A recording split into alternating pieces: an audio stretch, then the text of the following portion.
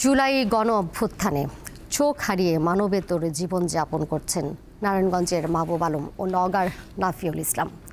চিকিৎসার খরচ জোগাতে হিমশিম খাচ্ছেন তাদের স্বজনরা।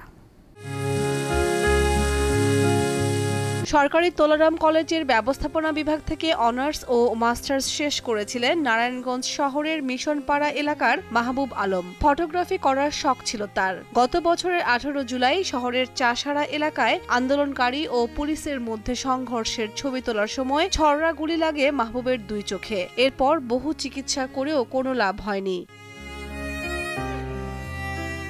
অন্ধ স্বামীকে ছেড়ে গেছেন স্ত্রী।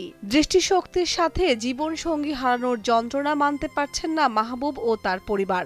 নিজের চোখটা চলে গিয়েছে, সেটার পারপাসে আমার অর্ধাঙ্গিনী আমাকে ছেড়ে চলে গেছে। আসলে সেটাতে আমি খুব বেশি মর্মাহত, প্লাস আমার হোল ফ্যামিলি খুব বেশি মর্মাহত।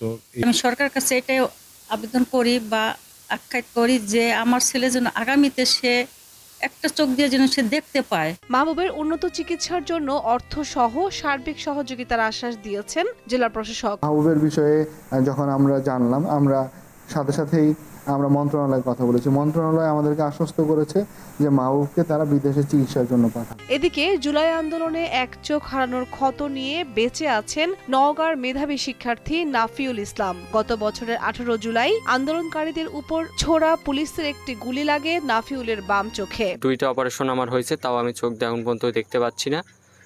গুলি বের করার চেষ্টা করছে, ডাক্তার গুলি বের করতে পারবে না, গুলি বের করলে রিস্ক আছে আমার জীবনে। আমাকে আবার টাইম দিছে 1 মাসের, 1 মাস পর আমি আবার যাব।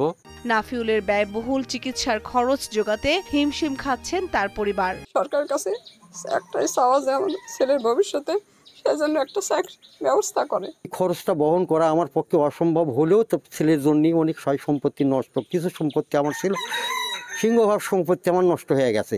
জুলাই আন্দোলনে ঢাকার বাইরে যেসব শিক্ষার্থী গুরুতর আহত হয় তাদের মধ্যে নাফিউল অন্যতম।